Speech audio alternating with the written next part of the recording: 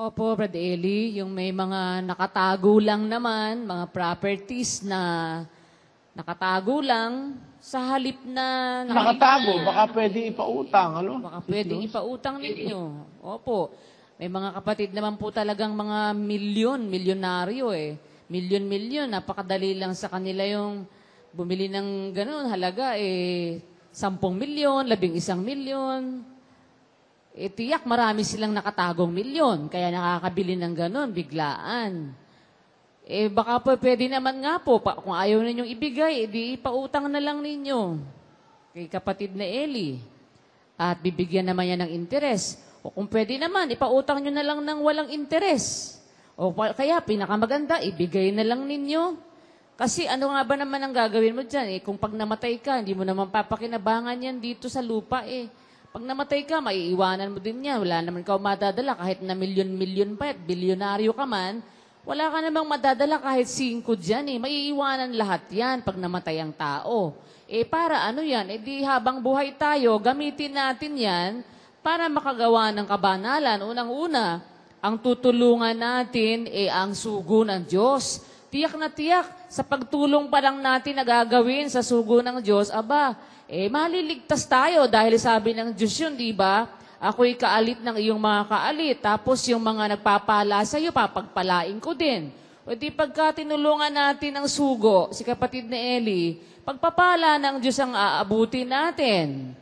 Yun ang hinihintay natin, sigurado yun. Dahil ang nangako niyan ay Diyos na hindi nagsisinungaling. Sabi niya, pagpapalain ko yung magpapala sa'yo, susumpain ko yung susumpa sa'yo. Ano mang gagawin po kasi natin sa leader, sa sugo ng Diyos, kinikilala ni Kristo na sa Kanya yung ginawa eh. Kaya nga, di ba, kahit magpainom ka lang ng isang sarong tubig na malamig dahil sa pangalang alagad, wala ka pang ginawa, isang sarong tubig na malamig lang ibinigay mo doon sa mangangaral o sa alagad. Eh, pagpapalain ka na eh, maliligtas ka na. Yung pa kayang sa panahong gipit na gipit ang sugo, gipit na gipit ang leader, at saka tayo doon makapag-abot ng tulong na makakatulong talaga sa Kanya. Eh siguro may awa ang Diyos sa atin kahit marami tayong kasalanan, papatawarin ng Diyos ang ating kasalanan at maliligtas tayo. Eh, kung meron po kayong magagawa, mga kapatid, kami kasi wala kaming magagawa talaga eh, kung pwede nga lang po eh. Kaya lang, mahirap nga po eh. Sana maramdaman ng mga kapatid. Yun nga po kasi maisip natin, kung mamamatay tayo, may iwanan naman natin lahat yan eh. Sino makikinabang yan? Kagaya nung isang matanda na kinupkup natin dito, marami pala siyang pera, marami pala siyang kayamanan o mga nakatago na mga properties lang. Ay, nakamatayan lang niya, pinag-aagawan ng kanyang mga kamag-anak na hindi naman kapatid. Ang nakakasama pa ng loob, kapatid na Luzano, marami pala siyang mga property, ay sa akin siya umasa na lahat ng bagay. Nagpakup-kup dyan, napakarami palang property. Nung patay na, lumabas lahat ng property, pinag-aagawan ng mga anak at pinagbibintangan pa tayo na itinago natin titulo. Wala naman tayong alam. Ano? Yun ang masama eh. Tapos meron naman isang matanda ring may sakit, nagpakup-kup sa akin, pinagamot ko, pinadoktor, binigyan ko na unit dyan. Tapos meron naman siyang isang lupa na maririmati raw, pinatubos sa akin. Tinubos ko doon sa, sa Pangasinan. Ang utang sa bangko, 300,000, tinubos ko. Nung matubos, din nasa akin yung titulo. Sabi niya, kapatid na Eli, ito bibigay ko na lang sa iglesia, sabi niya. Sabi ko naman sa loob-loob ko, paano bigay? Ako tumubos. Maririmati ng bangko, tinubos ko 300,000. Bibigay daw niya sa iglesia. Ngayon, manangyari, nung, mamamatay na pala siya, wala namang maliwanag na usapan. Kaya nung mamatay siya, dinimanda ako nung anak, kinuha ko raw yung lupa nila. Ewan ko kung alam ni Atty. Tudio yun. Sabi ko, hindi ko kinuha, tinubos ko sa bangko yung titulo, ako nagbayad ng 300,000. Ayun. Nung bandang huli, kinuha ng mga anak, sabi ko, para walang usapan, bigay nyo na. Lugi ako talaga eh. Naintindihan mo yung lugi ko ron, Sis Luz? Opo, talaga naman po sa lahat ng paraan, talagang kayo po ay lugi lalo na sa mga ganyan, Brad Eli.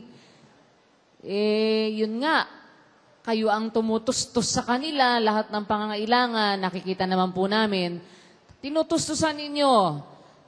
Walang pakialam ang mga kamag-anak.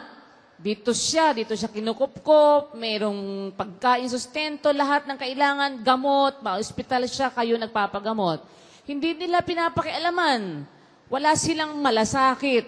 Tapos nung namatay na, ayun, saka sila dadating, para ngayon kunin yung lahat ng mga naiwan property, tapos parang susumbatan ka pa na, kung pwede nga lang po talaga, napakahirap po talaga ng inyong kalagayan sa lahat ng paraan, lugi po.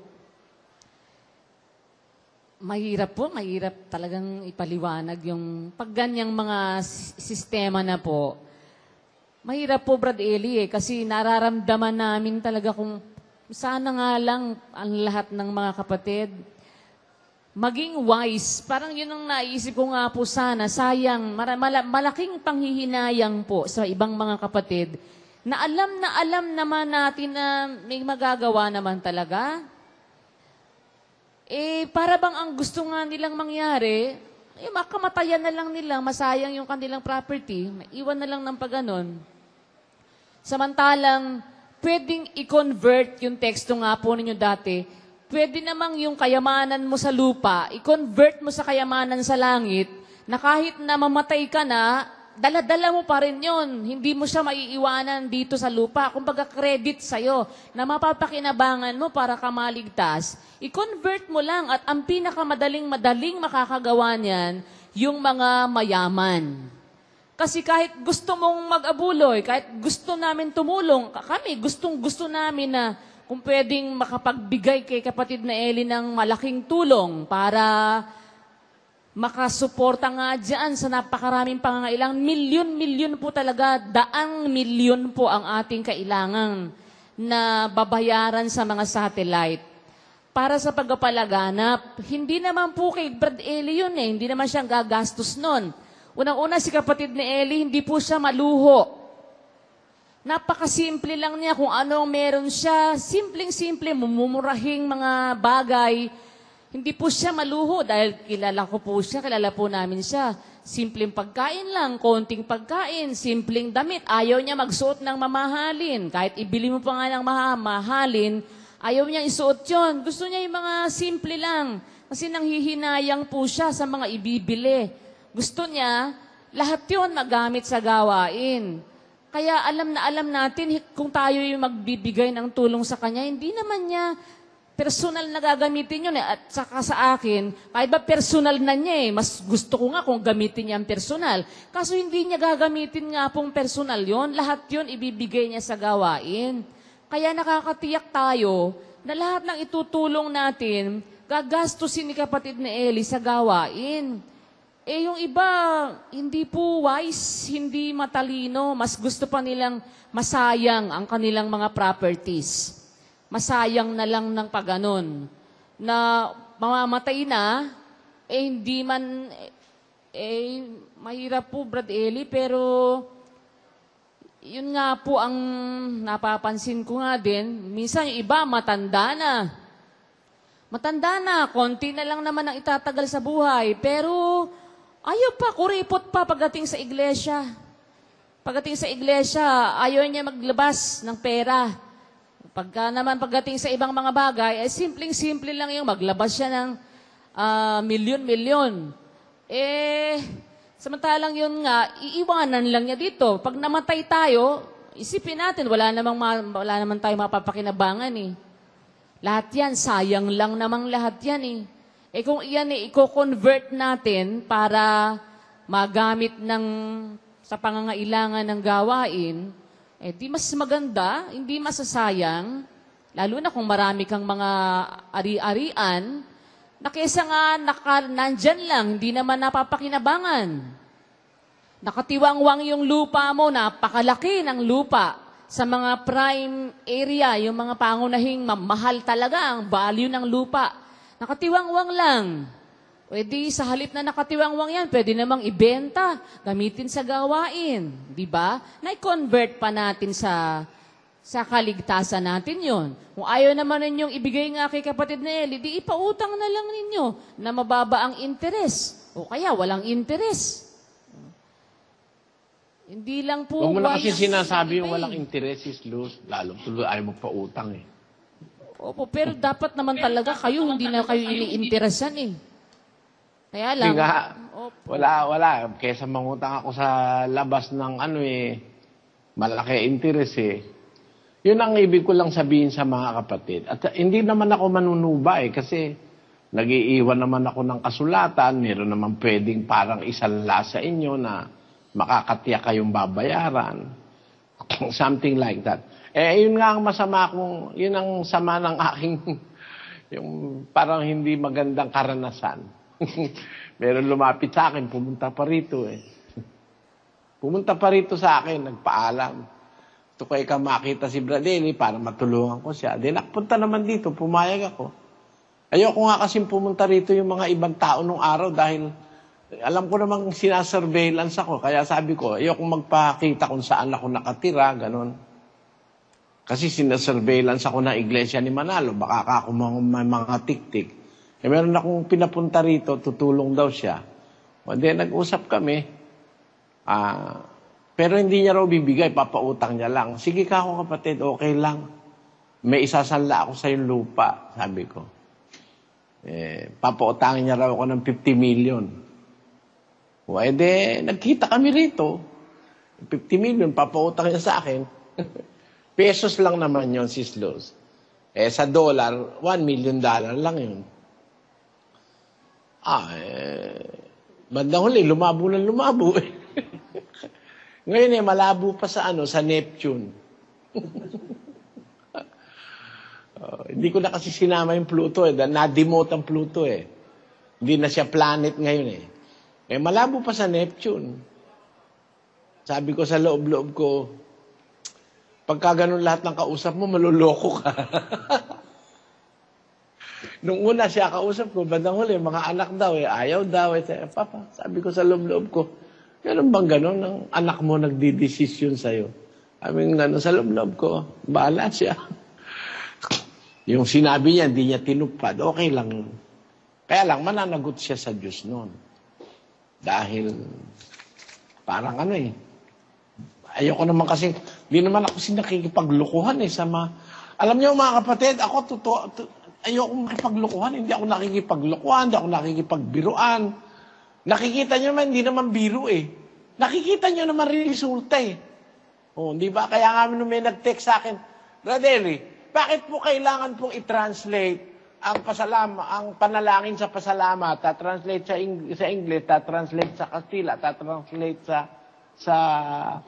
sa Portuguese? Sinagot ko, nag-iisip ka ba ako? Kung nag-iisip ka, at halimbawa, hindi ka nakakaintindi ng Portuguese, ng Tagalog, pag hindi i-translate sa lingwahe mo, hindi ka makakasagot ng amin. Naku, bisit ako nung binabasa ko yung text eh. Pati ba naman ako itong ka-ignorantihang ito, itinetext pa sa akin.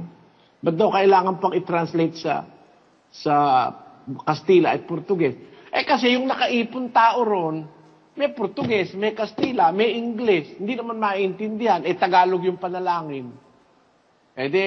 From Tagalog, i-Englishin. MCGI, walang iba. Noon at kailanman ay mapapagod ang akong di kalilimutan. MCGI, walang iba.